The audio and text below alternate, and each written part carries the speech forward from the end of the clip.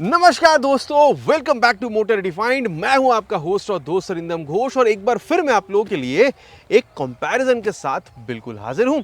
और आज हम लोग यहां पर कंपेयर करने वाले हैं new 2026 Bajaj Pulsar 125 LED headlamp वाली मॉडल को with one of its toughest competitor that is hero glamour X125। अब दोनों 125 सीसी की है, प्राइस भी ऑलमोस्ट सिमिलर आप लोगों को मिल रहा है, पावर टॉर्क में भी बहुत ज़्यादा डिफरेंस नहीं है। तो यहाँ पर ये कंफ्यूजन भी क्रिएट करता है कि फिर खरीदना कौन सा सही हो सकता है, क्योंकि अभी ग्लैमर X बहुत ज़्यादा फीचर के साथ भी मार्केट में अवेलेबल है। तो यही जो डाउट है कि फिर खरीदना कौन सा सही होगा, इसको आज हम लोग यहाँ पर क्लियर करने की कोशिश करेंगे। बताऊंगा मैं आप लोगों को दोनों ही बाइक में फीचर स्पेसिफिकेशन, प्राइस, माइलेज में क्या सिमिलरिटी है, क्या डिफरेंस आपको मिल रहा है, राइट कंपेरिजन तो करेंगे ही, ताकि वीडियो के एंड तक आप लोगों को क्लियर कट आइडिया मिल जाए कि आप लोगों के लिए ग्लैमर X खरीदना सही है या फिर यहाँ पर पल्सर 125। और दोस्तों आगे बढ़ने से पहले very special thanks to SS Bajaj Krishnanagar and GP auto centre Krishnanagar for providing me this bikes, ताकि मैं आप लोगों तक यहाँ पर एक कंपैरिजन पहुंचा सकूं। वेस्ट बंगाल के कृष्णनगर या आसपास के एरिया में अगर आप रहते हैं, कोई भी आप यहाँ पर हीरो हार्ली या फिर बजाज केटीएम की प्रोडक्ट खरीदना चाहते हैं, शोरूम को डेफिनेटली कॉन्टैक्ट कर सकते हैं। डिटेल्स ऑलरेडी आप लोगों ने अपने स्क्रीन पर देख लिया। तो चलिए दोस्तों स्टार्ट करते हैं। दोस्तों राइट कंपैरिजन पे जाने से पहले हर वीडियो की तरह छोटी सी मैं आप लोगों के साथ यहाँ पर एक वॉक अराउंड शेयर करना चाहूंगा, ताकि दो बाइक में जो आप लोगों को डिफरेंसेस मिल सकते हैं उसके बारे में मैं आप लोगों को बता सकूं। वैसे अगर आप लोग लुक देख रहे हैं, थोड़ा सा कम्यूटिंग, थोड़ी सी स्पोर्टी वाली फील आप लोगों को दोनों ही बाइक में मिल जाएगा। फ्रंट व्यू की अगर बात करी जाए, दोनों में एलईडी हेडलैम्प का सेटअप मिल जाएगा, टर्न इंडिकेटर एलईडी दोनों में मिलेगा, लेकिन यहाँ पर ग्लैमर में आप लोगों को हज़ार लैम्प का सेटअप मिल जाएगा, जो पल्सर में आप लोगों को नहीं मिल रहा। बाकी अगर आप लोग नीचे देख रहे हैं, सस्पेंशन दोनों में 31 mm तक का, दोनों में ही 80 mm तक का आप लोगों को टायर मिल जाएगा, लेकिन पल्सर में 17 इंचेस के अलॉय व्हील के साथ है और ग्लैमर में आप लोगों को 18 इंचेस के अलॉय व्हील के साथ मिल जाएगा। बाकी दोनों में ही आप लोगों को यहाँ पर ये जो कॉम्बी ब्रेकिंग सिस्टम है ये आप लोगों को मिलेगा। रेयर ब्रेक अप्लाई करने पर फ्रंट ब्रेक भी अप्लाई हो जाती है, ठीक है। और अगर आप लोग यहाँ पर डिस्क देख रहे हैं तो भी आप लोगों को दोनों में ही 240 mm तक का ये जो डिस्क का सेटअप है ये भी आप लोगों को दोनों में बिल्कुल ही सेम देखने में मिल जाएगा। तो टायर, ब्रेक, सस्पेंशन में बहुत ज़्यादा चेंज नहीं है 17 और 18 इंच की अलॉय व्हील के अलावा। बाकी अगर आप लोग यहाँ पर इंजन देख रहे हैं तो आप देख सकते हैं किक स्टार्ट का जो सेटअप है ये भी आप लोगों को दोनों ही इंजन में देखने में मिल जाएगा। अगर आप लोग यहाँ पर ग्लैमर में आ रहे हैं तो 124.8 CC single cylinder air cool filleted engine आप लोग को यहाँ पर मिलेगा। आप लोग को यहाँ पर smooth power, response and instant torque with engine balancer technology मिल रहा है, ताकि इंजन के अंदर की फ्रिक्शन को कम करके स्मूथनेस को बढ़ाया जा सके और माइलेज को यहाँ पर इंक्रीज करी जा सके। पावर फिगर यहाँ पर आप लोगों को 11.5 PS तक का मिल रहा है और 10.5 न्यूटन तक का जो टॉर्क है ये आप लोगों को यहाँ पर बिल्कुल मिल जाएगा। वहीं अगर आप लोग पल्सर में आ रहे हैं तो 124.3 CC single cylinder SOHC 2 valve air cool filleted engine आप लोगों को मिलेगा। 11.8 PS की पावर, 10.8 न्यूटन टॉर्क के साथ। बाकी पावर टॉर्क में यहाँ पर बहुत ज़्यादा डिफरेंस तो नहीं है, और चलाते वक्त फील क्या है इसके बारे में आगे चलाते हुए हम लोग बात करेंगे, ठीक है। 11.8, 11.5 PS, सो मतलब नेग्लिजिबल डिफरेंस आपको मिल रहा है। बाकी वहाँ पर इंजन का वाला जो यहाँ पर आपको मिल नहीं रहा है। अब क्योंकि बात यहाँ पर इंजन की हो रही है तो चलिए इसकी जो एग्जॉस्ट साउंड है वो भी मैं आप लोग को सुना देता हूँ। और सबसे पहले मैं आप लोग को यहाँ पर पल्सर की आवाज़ सुना दूँ।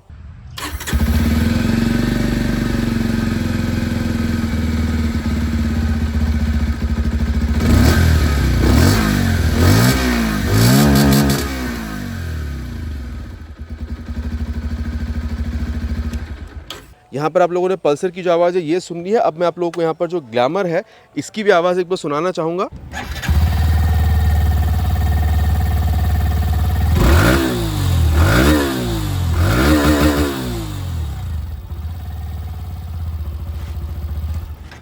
तो यहाँ तक आप लोगों ने दोनों ही बाइक की जो आवाज़ है वो सुन लिया। आपको किसकी बेहतर लगी आवाज़ नीचे कमेंट पर लिखकर बताना नहीं भूलेगा। एलईडी टेल लैम्प का सेटअप दोनों में ही आप लोगों को मिल जाएगा। बाकी अगर आप लोग देख रहे हैं यहाँ पर आप लोगों को जो मडगार्ड है ये आपको मिलेगा। टायर अगर आप लोगों को यहाँ पर ग्लैमर में नहीं मिल रहा जो आप लोगों को वहाँ पर पल्सर में मिल रहा है। बाकी दोनों में ही आप लोगों को अगेन फ्रंट की तरह सेम रियर में 100 mm तक का जो टायर ये बिल्कुल मिलेगा, लेकिन पल्सर में 17 इंच के अलॉय व्हील, यहाँ पर आप लोगों को 18 इंच के अलॉय व्हील मिल जाएगा। बाकी वहाँ पर 100/90 यहाँ पर आप लोगों को 100/80 तक का मिल रहा है, ठीक है। बाकी अगर आप लोग देख रहे हैं दोनों में ही आप लोगों को 130 mm तक का ये जो ड्रम ब्रेक वाला सेटअप ये भी आप लोगों को दोनों में सिमिलर मिलेगा। और दोनों ही बाइक में आप देख सकते हैं जो adjustable dual hydraulic shock absorber है ये भी आप लोगों को दोनों ही बाइक में यहाँ पर बिल्कुल देखने में मिल जाता है। इसके अलावा अगर मैं आप लोगों को यहाँ पर साइड व्यू के बारे में बताऊँ तो ये लेडीज फुटरेस्ट और साड़ी गार्ड जो आप लोगों को दोनों में ही यहाँ पर बिल्कुल मिलेगा। इसके अलावा आप देख सकते हैं दोनों में ही आप लोगों को क्लोज सिस्टम जो ये भी मिल रहा है। दोनों में ही main stand, side stand with side stand cut off sensor ये भी आप लोगों को बिल्कुल यहाँ पर मिल जाता है। और वहीं अगर आप लोग सीट देख रहे हैं, पल्सर में भी बेस मॉडल पर जाने पर आप लोग को सिंगल सीट मिलता है। लेकिन यहाँ पर ये टॉप मॉडल है जहाँ पर आपको स्प्लिट सीट मिलेगा, स्प्लिट ग्रैब हैंडल के हिसाब से। यहाँ पर भी आप लोग अगर टॉप मॉडल में आ रहे हैं तो यहाँ पर चाहे आप बेस मॉडल हो टॉप मॉडल हो, यहाँ पर आप लोग को सिंगल सीट ही मिलेगा और पकड़ के बैठने के लिए ग्रैब हैंडल जो यहाँ पर और आप लोगों को ज़्यादा प्रैक्टिकल यहाँ पर बिल्कुल समझ में आ रहा है। इसके अलावा सीट हाइट अगर आप देख रहे हैं 790 mm तक का दोनों में ही आपको मिल जाएगा और हाइट अगर आपकी 5'4" तक है तो भी आप दोनों ही बाइक को आराम से यूज़ कर पाते हैं, प्रॉब्लम मेरे हिसाब से आपको नहीं होना चाहिए। टैंक की जहाँ तक बात है दोनों में ही आप लोगों को मेटालिक मिलेगा, पल्सर में 15 और यहाँ पर आप लोगों को ये 10 लीटर तक का मिल रहा है। ग्राबर में आप लोगों को यहाँ पर 55 kmpl तक आप माइलेज एक्सपेक्ट कर सकते हैं, आप पल्सर में यहाँ पर अप टू 50 kmpl ही माइलेज एक्सपेक्ट कर सकते हैं। दोनों में से कोई बाइक अगर आप ओनर रह चुके हैं आपको कितना माइलेज मिला नीचे प्लीज़ कमेंट पर लिखकर बताइएगा। 170 mm तक का ग्राउंड क्लियरेंस ग्लैमर में, 165 mm तक का ग्राउंड क्लियरेंस आप लोगों को पल्सर में देखने में मिल जाएगा। बाकी अगर मैं आप लोगों को वेट के बारे में बताऊं तो यहाँ पर भी डिफरेंस है। इसकी अगर आप बेस मॉडल में जाते हैं 125.5 किलोग्राम, ये टॉप मॉडल है 127 किलोग्राम आप लोगों को मिल रहा है और यहाँ पर आप लोगों को 21 किलोग्राम ज़्यादा मिल रहा है 148 किलोग्राम। बाकी इसकी भी अगर आप लोग बेस मॉडल में जाते हैं सिंगल सीट के साथ तो 144 किलोग्राम आपको मिलता है। बाकी यहाँ पर आप लोगों को क्लिप ऑन हैंडल बार मिल रहा है, यहाँ पर आप लोगों को थोड़ी सी ऊंची हैंडल बार मिलेगी, ये ज़्यादा कंफर्टेबल राइड आपको दे सकती है। इसके बारे में चलते हुए बात करेंगे। हाई बीम लो बीम पास टॉगल करने के लिए यहाँ पर ये एम का बटन, टर्न सिग्नल और हॉर्न काफ़ी लाउड है। किल स्विच आपको मिल रहा है और इंजन स्टार्ट करने का स्विच यहाँ पर है। एग्जॉस्ट मैंने आप लोगों को ऑलरेडी सुना दिया है। बाकी मोबाइल चार्जिंग पोर्ट यहाँ पर आपको मिल जाता है, मोबाइल चार्जिंग पोर्ट आप लोगों को वहाँ पर भी ग्लैमर में मिल रहा है। बाकी यहाँ पर अगर आप लोग इसकी ये कंसोल देख रहे हैं डिजिटल है प्लस ब्लूटूथ यहाँ पर भी आप लोगों को मिल जाएगा। सो अगर आप लोग बजाज की राइड कनेक्ट ऐप को मोबाइल में डाउनलोड करके थ्रू ब्लूटूथ जोड़ते हैं, नेविगेशन आप यूज़ नहीं कर पाएंगे लेकिन कॉल एसएमएस आप लोग यूज़ बिल्कुल कर पाएंगे। इसके अलावा आप लोग को स्पीडोमीटर, ओडोमीटर, टैकोमीटर मिल जाते हैं लेकिन गियर पोजिशन सेंसर यहाँ पर आप लोगों को देखने में नहीं मिलेगी। इसके अलावा रियर व्यू मेरा कितना अच्छा खासा रियर व्यू दे रही है, इसके बारे में आगे हम लोग चलते हुए बात बिल्कुल करने वाले हैं। अब यहाँ पर अगर आप लोग देख रहे हैं तो कुछ चीज़ें खास आपको मिलेगा, जैसे कि यहाँ पर हाई बीम लो बीम पास का स्विच ये तो आप लोग को दोनों में मिलेगा, लेकिन यहाँ पर आप लोगों को 3 मोड मिल जाता है, इको, रोड एंड देन आप कह सकते हैं यहाँ पर पावर मोड। ठीक है, ये मोड आप लोगों को पल्सर में वहाँ पर देखने में मिल नहीं रहा था। बाकी स्पीडो, ओडो, टैको, गियर पोजिशन सेंसर भी यहाँ पर आपको मिल जाता है, ब्लूटूथ वहाँ भी था, यहाँ पर भी है। लेकिन यहाँ पर खास बात यह है कि आप यहाँ पर नेविगेशन को भी बिल्कुल इस्तेमाल कर पाते हैं जो आप लोग वहाँ पर पल्सर में नहीं कर पा रहे थे। इसके अलावा भी यहाँ पर आप लोगों को कई और फंक्शन जो है खास यहाँ पर बिल्कुल मिल जाता है, जैसे कि अगर आप देख रहे हैं तो मोड आप यहाँ से चेंज कर सकते हैं। यहाँ पर आप लोगों को ये जो i3 सिस्टम है ये आप लोगों को मिल जाएगा। ठीक है, इंस्टेंटेनियस फ्यूल इकोनॉमी देन आप लोगों को बाकी वहाँ पर भी आपको मिल जाता है। बाकी यहाँ पर एवरेज फ्यूल इकोनॉमी ये भी आप लोगों को वहाँ पर देखने में मिल जाता है। ठीक है, और यहाँ पर आप लोग देख सकते हैं टर्न सिग्नल मिल रहा है और हॉर्न मैं कहूँगा पल्सर में थोड़ी सी ज़्यादा लाउडर आपको मिलेगा। यहाँ पर हज़ार्ड लैम्प खास मैंने ऑलरेडी बताया है, स्टार्ट स्विच, किल स्विच एक साथ आपको मिलेगा और यहाँ पर आप लोगों को ये जो क्रूज़ कंट्रोल सिस्टम है ये आप लोगों को बिल्कुल मिल रहा है। साथ ही यहाँ पर आप लोगों को राइड बाय वायर मिल रहा है जो वहाँ पर आपको मिल नहीं रहा था। इसके बारे में दोस्तों आगे चलते हुए बात करेंगे कि इसकी वजह से कितना अच्छा आप लोगों को यहाँ पर राइड में फील देखने में मिल जाता है। और ये जो सारी चीज़ें मैंने आपको बताई है, राइड बाय वायर या फिर क्रूज़ कंट्रोल सिस्टम, ये सारी चीज़ें एराटेक के अंदर आती है, advance electronic ride assist technology के अंदर। बाकी अगर आप लोग यहाँ पर मिरर देख रहे हैं तो यहाँ पर दोनों में ही काफ़ी सही है और कितनी अच्छी रियर व्यू आप लोगों को चलाते हुए देती है, इसके बारे में बात करेंगे हम लोग चलाते हुए दोनों बाइक के। ठीक है, और अब अगर मैं आप लोगों को यहाँ पर प्राइस के बारे में बताऊँ तो दोनों में ऑलमोस्ट सिमिलरिटी आप लोगों को दिख जाएगा। पल्सर 1,14,000 के प्राइस पॉइंट पे स्पेशली वेस्ट बंगाल कृष्णनगर के हिसाब से मिलेगा। ये दोनों ही प्राइस थोड़ी सी डिफर कर सकती है आपकी एरिया के हिसाब से। अगर आपको जानना है आपकी एरिया की प्राइस नीचे कमेंट पर लिखकर बताइएगा। बाकी अगर आप लोग ग्लैमर पर आ रहे हैं तो ये आप लोगों को 1,15,000 से 1,15,500 के आसपास देखने मिल जाएगी। सो 1 से 1,500 रुपये आप लोग यहाँ पर ग्लैमर में ज़्यादा पे करें। बाकी बात कर चुके हैं बहुत ज़्यादा, दोनों बाइक में क्या है नहीं है। चलिए राइड पर चलते फिर देखते हैं राइड एक्सपीरियंस दोनों बाइक के साथ कैसा हो सकता है। दोस्तों यहाँ पर राइड कंपैरिजन की शुरुआत करेंगे विद दिस ग्लैमर X125 और सीट हाइट दोनों में सिमिलर है 790 mm के आसपास। ऑलरेडी मैंने आप लोगों से यहाँ पर वॉक अराउंड के दौरान भी कहा, जब आप बैठ रहे हैं तो सीट इज़ क्वाइट कंफर्टेबल और स्पेस में आप या फिर पिलियन दोनों आराम से बैठ सकते हैं, कोई प्रॉब्लम नहीं होगा। बाकी आप देख सकते हैं पूरी तरीके से फ्रंट फिटेड फुट पे गया, आप ऑलमोस्ट अपराइट ही बैठ रहे हैं, झुकने की ज़रूरत यहाँ पर आपको शायद ही हो रही होगी। ठीक है, मतलब ऑलमोस्ट आप कह सकते हैं अपराइट ही है। बाकी आप देख सकते हैं हैंडल बार भी आप लोगों को काफ़ी चौड़ा मिलेगा और काफ़ी ऊँचा ही है, तो यहाँ पर ये हैंडल बार के हिसाब से आप जो बैठ रहे हैं यहाँ पर काफ़ी आप कह सकते हैं अपराइट, तो ये एक कंफर्टेबल आडर पोजिशन आप लोगों को बिल्कुल देती है। अब यहाँ पर इसको स्टार्ट करते हैं, वैसे इसको पावर मोड में ही रख देते हैं। ठीक है, ताकि मैक्सिमम जो परफॉर्मेंस है वो मैं आप लोगों को बता सकूं। और दोबारा एक बार स्टार्ट करते हैं इसको। साइड स्टैंड गिरी हुई थी तो इसलिए स्टार्ट बंद हो गया जैसे मैंने इसको गियर पे डाला। और ये चलिए, ओ भाई साहब क्या खींचती है ये। देखिए इनिशियल रिस्पांस जो है आप लोगों को यहाँ पर गजब मिलेगा, उसमें आप लोगों को कोई यहाँ पर दोराहा नहीं होनी चाहिए। इनिशियल रिस्पांस गजब आप लोगों को मिलेगा। आप बैठ रहे हो पिलन के साथ, आप राइड कर रहे हो, पावर टॉर्क में कमी आप लोगों को यहाँ पर नहीं होनी चाहिए। बाकी देखिए यहाँ पर आप लोगों को पावर, इकोस, रोड, 3 मोड आप लोग को मिल जाता है। अगर आप लोग सिटीज़ में बहुत ज़्यादा ट्रैफिक पर चला रहे हैं, इको मोड पे आप डाल दीजिए। ज़्यादा माइलेज की ज़रूरत है, इको मोड पर आप डालकर चलाइए। बस आप लोगों को फ़र्क ये दिखेगा कि जो एक्सेलरेशन या फिर जो टॉप स्पीड पर ईयर वो थोड़ी सी कम हो जाती है। या फिर अगर आप लोग मॉडरेट कंडीशन में चला रहे हैं, थोड़ा आपको ट्रैफिक मिल रहा है, थोड़ा आपको सही रास्ता मिल रहा है, आप रोड मोड पे चला दीजिए।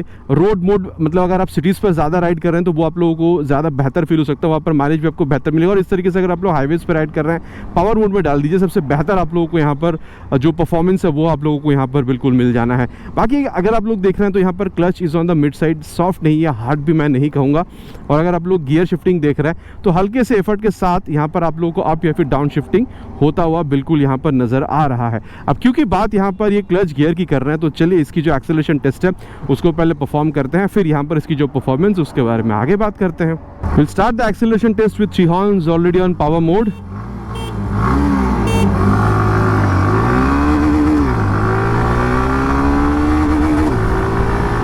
Perfect shifting, 70 crossed, 80 crossed. Let's see. On 5th gear now and 100 crossed. देखिए दोस्तों, एक बात तो बिल्कुल कहना पड़ेगा, स्मूथनेस का जहाँ तक मामला आपको समझ में आ रहा है, काफ़ी स्मूथ ही आप लोगों को ये बिल्कुल महसूस होती है। मतलब 85-90 तक जब आप जा रहे हैं उसके बाद आप लोगों को हल्की सी मतलब बस जो है आपकी फुट पेग पर थोड़ी समझाती है या फिर हैंडल बार पर, लेकिन वो भी बहुत ज़्यादा आपको एनोइंग फील नहीं कराती है, जिसकी वजह से आप बाइक नहीं खरीदेंगे वैसा वाला आप लोगों को डेफिनेटली यहाँ पर फील नहीं होने वाला है। बाकी जहाँ तक बात है यहाँ पर स्टेबिलिटी की, अच्छा खासा स्टेबिलिटी भी आप लोगों को दे रही है। और जब मैं टक इन करके बैठा था तो विंड ब्लास्ट से भी प्रोटेक्शन देती है ये जो आप यहाँ पर विंडशील्ड देख रहे हैं इस वैसे। बाकी अगर आपको पसंद ना हो तो छोटा सा एक विंडशील्ड आप लगवा सकते हैं एज एन एक्सेसरीज। उसकी प्राइस करीबन 1200-1500 रुपये के आसपास आता है। और हाँ, स्टेबिलिटी में प्रॉब्लम आपको नहीं हो रही, लेकिन डेफिनेटली चक्का अगर और मोटा होता तो मज़ा आ सकता था और ज़्यादा स्टेबिलिटी में। और वहीं अगर आप लोग यहाँ पर इंजन हीटिंग इशू देख रहे हैं, मेरे हिसाब से होनी नहीं चाहिए। और अगर आप लोग यहाँ पर माइलेज देख रहे हैं 55 तक पा सकते हैं, ऑलरेडी मैंने कहा है। और वहीं अगर आप लोग इसकी कंफर्टेबल क्रूजिंग स्पीड देख रहे हैं तो मैं कहूँगा वो 85 से 95 के बीच में पकड़ कर चले। 90 एक स्वीट स्पॉट हो सकता है जहाँ पर ना आप लोगों को वाइब्रेशन बहुत ज़्यादा समझ में आ रहा है और टॉप स्पीड तक भी अगर आप जा रहे हैं वहाँ पर भी आप लोगों को स्टेबिलिटी में प्रॉब्लम वैसे भी समझ में नहीं आता है। बाकी देखिए दोस्तों, अगर आप लोग इको मोड में जा रहे हैं तो वहाँ पर गियर जो टॉप स्पीड उसको घटा दिया जाता है, एक्सेलरेशन थोड़ा सा कम मिलता है। जैसे आप रोड मोड पर आ रहे हैं एक्सेलरेशन थोड़ी सी बेटर है, पर गियर टॉप स्पीड आप लोगों को थोड़ा सा ज़्यादा मिलेगा। और मैक्सिमम और सबसे बेहतर आप लोगों को आप कह सकते हैं जो एक्सेलरेशन या फिर परफॉर्मेंस है ये आप लोग को यहाँ पर पावर मोड पे आने पर आप लोगों को बिल्कुल मिल जाता है। बाकी दोस्तों अब यहाँ पर जो सबसे बेहतरीन चीज़ दी गई है यहाँ पर लॉन्ग राइड्स के लिए, हाईवे क्रूजिंग के लिए, वो है इसकी क्रूज कंट्रोल। तो इसको अराउंड आप चौथे गियर पर ले लीजिए, ठीक है, थर्ड गियर से ऊपर और 30-35 के स्पीड पर 35 के ऊपर आप ले लीजिए। और जैसे आप देख रहे हैं इसको जैसे आप प्रेस करते हैं क्रूज कंट्रोल यहाँ पर आपको एक इंडिकेशन दे रही होगी। और आप अगर आप डाउन या फिर प्रेस करते हैं तो यहाँ पर देखिए अभी ये 53 पर ऑलरेडी सेट है, तो अभी आप देख सकते हैं यहाँ पर 57 से 53 पर जाएगी, ठीक है। धीरे धीरे करके जैसे सेट करते हैं वैसी स्पीड अप या डाउन नहीं होती है, धीरे धीरे होती है। मान के चलिए अभी अगर मैं यहाँ पर हल्का सा टैप करता हूँ तो अभी देखिए 53 से 55 पर यहाँ पर ये अभी कह रही है और अपने आप अभी 54 पर है, 55 पर अभी यहाँ पर ये सेट हो जाएगी। तो इस तरीके से आप कह सकते हैं यहाँ पर जो क्रूज कंट्रोल है ये भी आप लोगों को काम करती हुई दिखेगी। हाईवे राइड्स पर ज़्यादा आप लोगों को थ्रॉटल नहीं घुमाना है, तो यहाँ पर जो फटीग है वो भी यहाँ पर आपको ये काफ़ी कम होती हुई नजर आती है। डिसएंगेज करने के लिए जस्ट यहाँ पर थ्रॉटल घुमा दीजिए या फिर ब्रेक पकड़ लीजिए, यहाँ पर डिसएंगेज हो जाती है। बाकी दोस्तों मेनू में जाकर मैंने यहाँ पर i3 को भी ऑन कर दिया है। मान कर चलिए आप यहाँ पर हेवी ट्रैफिक पर राइड कर रहे हैं, ठीक है, सामने आपकी अगर यहाँ पर अगर मानकर चले यहाँ पर सिग्नल है और आपने यहाँ पर गाड़ी को खड़ी कर रखी है और आपने यहाँ पर इग्निशन को बंद नहीं करा, आप देख सकते हैं i3 ऑन बोल के यहाँ पर एक नोटिफिकेशन आ रहा है। और ये देखिए आरपीएम मीटर देखिए अभी गाड़ी जो है बिल्कुल यहाँ पर बंद हो चुकी है। तो ये बहुत सही तकनीक है। अगर आप लोग बंद करना भूल भी जाते हैं इग्निशन को, अगर यहाँ पर i3 ऑन है तो 5 से 10 सेकंड में अपने आप जब आप गाड़ी को रोकते हैं तो इग्निशन जो है अपने आप बंद हो जाती है। और अगर आपको चालू करना है तो बस यहाँ पर क्लच को पकड़ना है। जैसे मैंने क्लच पकड़ा, ये देखिए गाड़ी जो है यहाँ पर ये बिल्कुल स्टार्ट भी हो चुकी है और ये चलने के लिए भी रेडी है। तो माइलेज को बेहतर बनाने के लिए ये बहुत ही कारगर एक तकनीक आप लोगों को मिलता है। साथ ही अगर आप लोग देख रहे हैं तो यहाँ पर आप लोगों को ये जो आप कह सकते हैं जो क्रूज कंट्रोल टेक्नोलॉजी इस तरीके से हाईवे पे राइड करने के लिए ये भी आप लोगों को मिलता है। और दोस्तों अब यहाँ पर राइड कंपेयर करेंगे। पहले हम लोगों ने ग्लैमर को देखा था और अब हम लोग यहाँ पर जो newly launched Pulsar 125 LED model है इसको हम लोग यहाँ पर राइड कंपेयर करेंगे। अब देखिए सीट पर जब आप बैठ रहे हैं तो मैं कहूँगा दोनों में ये जो सॉफ्टनेस वगैरह है, कंफर्टेबल दोनों में ऑलमोस्ट सिमिलर आप लोगों को मिल जाएगा। स्पेस भी दोनों में सिमिलर है, लेकिन क्योंकि स्ट्रेट सीट आप लोगों को मिल रहा था यहाँ पर ग्लैमर में, तो वहाँ पर आप थोड़ी सी बेटर आप कह सकते हैं जो कंफर्ट है फॉर पिलियन राइडर वो आप एक्सपेक्ट बिल्कुल कर सकते हैं। वैसे अगर आप यहाँ पर भी इसकी बेस मॉडल पर जा रहे हैं तो भी आप लोगों को जो सिंगल सीट है वो आप लोगों को मिल जाएगा। बाकी यहाँ पर आपको क्लिप ऑन मिल रहा है और हल्का सा आप लोग यहाँ पर झुकना हो रहा है, ठीक है। तो स्पेस में प्रॉब्लम यहाँ पर भी नहीं, लेकिन डेफिनेटली यहाँ पर थोड़ा सा झुकना हो रहा है और यहाँ पर आपको हल्का सा रेयर फिटेड फुटपैक जो है ये आप लोगों को बिल्कुल यहाँ पर मिलेगा। तो चलिए अब स्टार्ट करते हैं। बाकी यहाँ पर आप लोगों को गियर पोजीशन सेंसर मिल नहीं रहा है और ये हो गया first gear, second gear, third gear. देखो खिंचती तो भाई यहाँ पर भी है, खींचने में मज़ा तो यहाँ पर भी आता है। बाकी 0 to 60 100 पहले यहाँ पर इसको टेस्ट करेंगे, फिर हम लोग आगे एक्सेलरेशन के दौरान इसके बारे में बात करेंगे, एक्सेलरेशन टेस्ट के दौरान। बाकी अगर मैं क्लच आप लोगों को बताऊँ तो ऑलमोस्ट सिमिलर है। आप कह सकते हैं कि ग्लैमर के मुकाबले हल्की सी यहाँ पर ज़्यादा आप लोगों को यहाँ पर ये टाइट महसूस होता है। वैसे तो दोनों ही उन मिड साइड है, लेकिन ग्लैमर के मुकाबले हल्की सी टाइट आपको ज़्यादा फील हो सकती है। बाकी अगर आप लोग गियर शिफ्टिंग देख रहे हैं तो यहाँ पर मैं कहूँगा ग्लैमर के मुकाबले आप लोगों को एफर्ट थोड़ा सा कम लगाना हो रहा है, आप या फिर डाउन शिफ्ट अगर आप लोग कर रहे हैं तो। बाकी बात अगर यहाँ पर ये क्लच गियर इन सारी चीज़ों के बारे में हो ही रही है तो चलिए इसकी जो एक्सेलरेशन टेस्ट है इसको भी कंप्लीट करते हैं, फिर यहाँ पर इसकी जो परफॉर्मेंस है इसके बारे में आगे बात करते हैं। Already on first gear will start the acceleration test with 3 horns. Full throttle, 60 crossed, cross 70,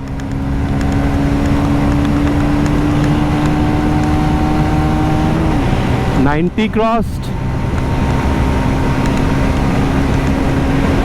and crossed 100।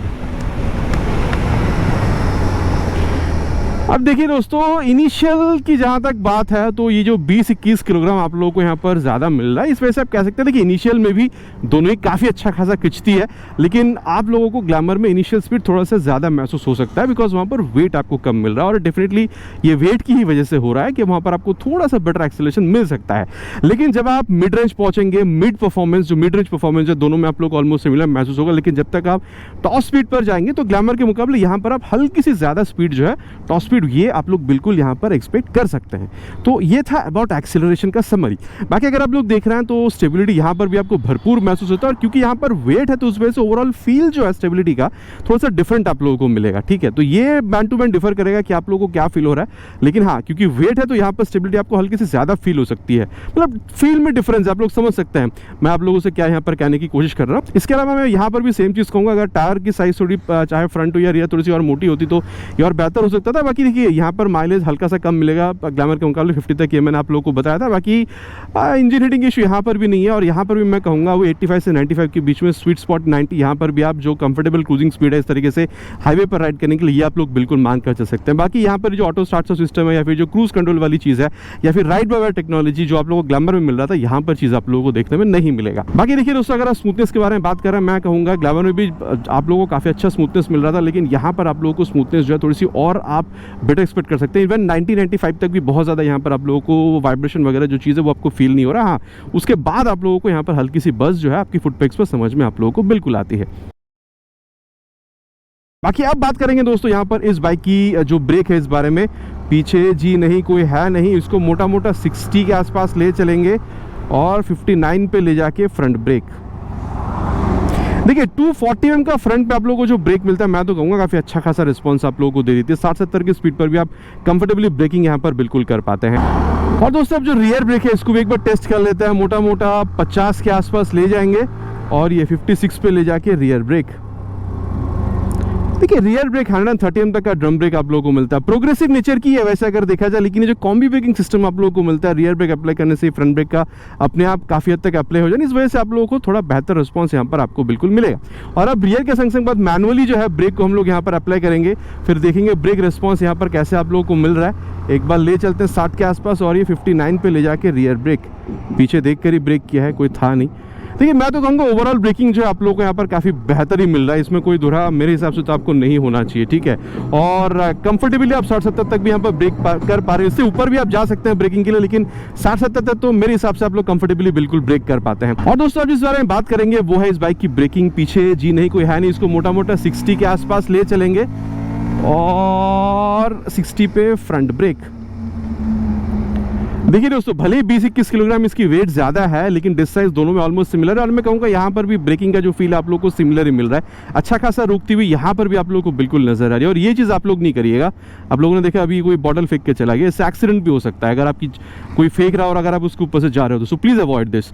अब देखिए, मैं कहूँगा जो फ्रंट की जो ब्रेक है दोनों में ऑलमोस्ट सिमिलर ही आपको मिलेगा। दो यहाँ पर वेट 20-21 किलोग्राम आपको ज़्यादा मिल रहा है। अब जो रियर ब्रेक है उसको भी एक बार प्रेस करके देख ले, अराउंड 59 पे ले जाके रियर ब्रेक। हाँ, अब यहाँ पर देखिए सोचने वाली बात यह है कि यहाँ पर क्योंकि देखिए वेट आप लोग को 20-21 किलोग्राम ज़्यादा मिल रहा है और वहाँ पर भी जो आप लोग 130 का ड्रम ब्रेक मिल रहा था यहाँ पर भी मिल रहा है। कॉम्बी ब्रेकिंग यहाँ पर भी है। रियर के संग बाद अपने आप फ्रंट अप्लाई हो जाती है रियर ब्रेक अप्लाई करने पे।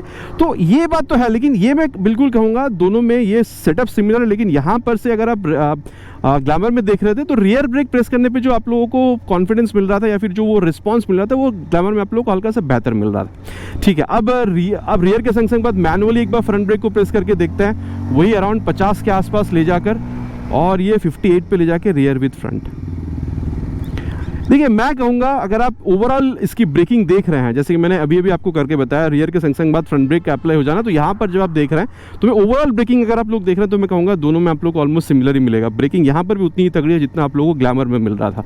बट वहाँ पर क्या वो झट से रोक देने वाला फील मिल रहा था, यहाँ पर आप लोगों को ये आराम से रुकती हुई नजर आएगी। बट ब्रेकिंग यहाँ पर भी उतनी ही तगड़ी है। सस्पेंशन की जहाँ तक बात है दोस्तों, मैं कहूँगा यहाँ पर चाहे आप फ्रंट देख रहे हो या फिर आप रियर सस्पेंशन देख रहे हो, आप लोगों को ये मिड साइड पर मिलेगा। ना बहुत ज़्यादा सॉफ्ट ना बहुत ज़्यादा हार्ड। हाँ देखिए, हाई स्पीड, टॉप स्पीड, छोटा मोटा कॉर्नरिंग, स्ट्रेट लाइन स्टेबिलिटी आप लोगों को यहाँ पर काफ़ी बेहतरीन तरीके से देखने में मिलेगा। हाँ, अगर आप लोग मतलब गड्ढों पर देख रहे हैं तो भी ये काफ़ी हद तक एब्जॉर्ब करती है।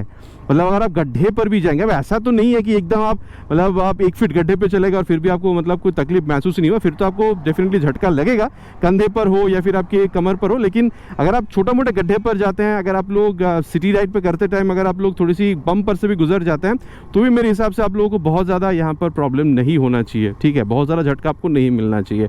झटका तब मिलेगा जब आप ज़्यादा गड्ढों पर जा रहे होंगे। तो ये था वो सस्पेंशन जो मैं कहूँगा, चाहे आप फ्रंट देख रहे हो या फिर आप रियर सस्पेंशन देख रहे हो, कहीं ना कहीं आप लोगों को मिड साइड पर मिलने वाला है। और ओवरऑल फील की अगर बात करी जाए दोस्तों, इस तरीके जब आप खेलने की कोशिश कर रहे हैं तो बाइक आपकी बात मानती है। 127 किलोग्राम की वेट है, बहुत ज़्यादा भारी आपको यहाँ पर ये महसूस होती नहीं है। और रियर व्यू मेरा काफ़ी अच्छा खासा रियर व्यू देती है। Speedo auto tacho, gear position sensor, Bluetooth connectivity, auto start stop system, mobile charging port, cruise control system, ride by wire technology, सारी चीज़ों के साथ आप कह सकते हो ओवरऑल आप जो एक्सपीरियंस है, चाहे आप सीरीज़ में चला रहे हो या फिर आप यहाँ पर इस तरीके से हाईवे पर राइड कर रहे हो, आप लोगों को बेहतर ही एक्सपीरियंस बिल्कुल मिलने वाला है। सो ये मैं बिल्कुल कह सकता हूँ दोस्तों कि जिस तरीके से यहाँ पर आपको ये राइड कंफर्ट दे रही है, ठीक है, मतलब अगर आप सिटी राइड करना चाहें, बिकॉज माइलेज भी अच्छी है तो आप बिल्कुल कर ही सकते हैं। लेकिन अगर आप इवन पिलियन के साथ भी अगर आप लॉन्ग राइड पे निकल जाना चाहते हैं, क्योंकि राइड बाय वायर, देन आप लोग के क्रूज कंट्रोल वगैरह ये जो चीज़ कंपनी ऑफर कर रही है, इसकी वजह से मैं कहूँगा आप लोग लॉन्ग राइड पर भी निकल सकते हैं इस बाइक के साथ। बहुत ज़्यादा प्रॉब्लम मेरे हिसाब से आप लोगों को नहीं होना चाहिए। सस्पेंशन के बारे में अगर बात करी जाए दोस्तों, तो मैं आप लोगों से बिल्कुल इतना कहूँगा कि अगर आप यहाँ पर फ्रंट देख रहे हैं, रियर देख रहे हैं, मैं कहूँगा यहाँ पर भी सिमिलर सेटअप आपको मिलेगा और यहाँ पर भी उतनी ही कंफर्टेबल है जितनी आप लोगों को, वो देखिए ग्लैमर वहाँ पर खड़ी है, जितनी कंफर्टेबल वहाँ पर आपको ग्लैमर में मिल रहा था, ये बाइक खड़ी है यहाँ पर। तो देखिए यहाँ पर भी आप लोगों को मिड साइड पर ही मिल रहा है। High speed, top speed, cornering यहाँ पर आप और ज़्यादा आप कह सकते हैं कॉन्फिडेंस के साथ कर सकते हैं। स्ट्रेट लाइन स्टेबिलिटी यहाँ पर भी बेहतर है। लेकिन हाँ, मैं ये कह सकता हूँ कि जब आप गड्ढों पर जा रहे थे कंफर्टेबल ये भी है, लेकिन गड्ढों पर ज़्यादा कंफर्टेबल आप लोगों को ग्लैमर महसूस हो सकती है। ठीक है, ये मैं आप लोगों के साथ बिल्कुल शेयर करना चाहूँगा। बाकी दोनों में सिमिलर सेटअप भी मिलेगा और मिड साइड पर ही यहाँ पर भी है, मैं बिल्कुल आप लोगों से इतना कह सकता हूँ। और ओवरऑल फील की जहाँ तक बात है, हैंडलिंग की जहाँ तक बात है, इस तरीके से जब आप कर रहे हैं तो डेफिनेटली यहाँ पर जो 20-21 किलोग्राम ज़्यादा आप भारी बाइक पर बैठे हैं, इस बाइक पर जब आप बैठ रहे हैं तो ये आपको चीज़ बिल्कुल समझ में आ रहा है। और स्पीडो ऑटो टैको ये सारी चीज़ें मिली है। गियर पोजिशन यहाँ पर नहीं है, ब्लूटूथ है, लेकिन नेविगेशन या फिर और जो सारी कनेक्ट फीचर्स है जो वहाँ पर आपको मिल रहा था यहाँ पर मिल नहीं रहा है। इसके अलावा ऑलरेडी मैंने कहा है कि क्रूज कंट्रोल या फिर जो राइड बाय वायर, ये सारी चीज़ें आप लोगों को, ऑटो स्टार्ट सिस्टम, ये आप लोगों को मिल नहीं रहा है। ठीक है, तो देखिए मैं कहूँगा अगर आप सिटी राइड करना चाहते हैं, ये आपको लुक पसंद आ रही है और आप डेली राइड्स के साथ साथ कभी कभी ओकेशन आप लॉन्ग राइड्स पे निकल जाना चाहते हैं तो भी आप निकल सकते हैं। लेकिन क्योंकि आप यहाँ पर थोड़ा सा हल्की झुककर बैठ रहे हैं तो बहुत ज़्यादा आप लोगों को कंफर्टेबल राइड महसूस नहीं होगा अगर आप लोग लॉन्ग राइड्स पर निकल रहे हैं। जैसे आप लोगों को ग्लैमर में महसूस हो रहा था क्योंकि वहाँ पर राइड बाय वायर भी था, वहाँ पर आपको क्रूज कंट्रोल मिल रहा था, वहाँ पर आप ऑलमोस्ट अपराइट भी बैठ रहे थे। मोटा मोटा बात हो चुका है। देखिए कि यहाँ पर आप लोगों को चीज़ें मिल क्या रहा है। अब चलिए कंक्लूजन पे। अब देखिए मैं कहूँगा सिटी राइड आप बिल्कुल कर सकते हैं। इनफैक्ट अगर आप पिलन के साथ भी अगर आप हल्का फुल्का अगर आप लॉन्ग राइड पे निकल जाना चाहिए तो भी आप बिल्कुल जा सकते हैं। मोटा मोटा बात कर चुके हैं, चीज़ें आप लोगों को यहाँ पर दोनों बाइक पे मिल के आ रहा है। चलिए अब चलते हैं यहाँ पर इसकी कंक्लूजन पर, फिर कंक्लूजन पर जाके बात करेंगे कि फिर दोनों में से आप लोगों के लिए खरीदना कौन सा सही हो सकता है। और दोस्तों अब सत्यवचन की घड़ी कंक्लूजन का समय कि फिर आप लोगों के लिए दोनों में से कौन सा बाइक खरीदना सही हो सकता है। प्राइस मैंने ऑलरेडी बताया, 1000-1500 रुपये का आप लोगों को डिफरेंस मिला, जो कि अब यहाँ पर ग्लैमर में ज़्यादा पे करें। देखिए मैं कहूँगा यहाँ पर लुक एक फैक्टर बिल्कुल आता है। अगर आप लोगों को यहाँ पर पल्सर 125 या फिर पल्सर कि ये जो लेजेंडरी लुक है, अगर आप लोगों को ये पसंद आता है, आपको चाहिए 50 किलोमीटर तक का माइलेज, आपकी बजट आपको 1,10,000 के आसपास जाने के लिए अलाउ करती है, आप चाहते हैं आप लोगों को यहाँ पर ये लुक के साथ अच्छी लाइट मिल जाए, आप लोगों को ब्लूटूथ चाहिए, आप लोगों को फैमिली के साथ राइड करने के लिए अच्छा सीट चाहिए, अच्छा आवाज़ आपको चाहिए, अच्छा हैंडलिंग चाहिए, ब्रेकिंग चाहिए, टॉप स्पीड आप लोगों को थोड़ा सा बेहतर चाहिए, मेरे ख्याल से आप लोगों के लिए यहाँ पर पल्सर 125 बहुत सही रह सकता है। और अभी तो लुक भी अपग्रेड हुई है, बाकी आप लोग बताइएगा कमेंट पे कि लुक अभी आपको हेडलैम्प के साथ कैसा लगता है। लेकिन हाँ मैं कहूँगा अगर आपकी बजट 1,15,000 रुपये के आसपास है और आप चाहते हैं कि अच्छी ब्रेकिंग तो मिले, अच्छी सस्पेंशन मिल जाए, हैंडलिंग अच्छी हो, अच्छी लाइट भी मिले, लेकिन साथ ही यहाँ पर फीचर आप लोगों को ज़्यादा चाहिए, ठीक है, जैसे कि ब्लूटूथ तो हो ही गया, जहाँ पर नेविगेशन भी मिल रहा हो, अच्छी माइलेज के लिए आप लोगों को ये ऑटो स्टार्ट सिस्टम भी आपको चाहिए। आप यहाँ पर हाईवे पर राइड करते हैं जिसके लिए आप लोगों को यहाँ पर ये जो क्रूज कंट्रोल वाली सिस्टम है ये भी आप लोगों को चाहिए।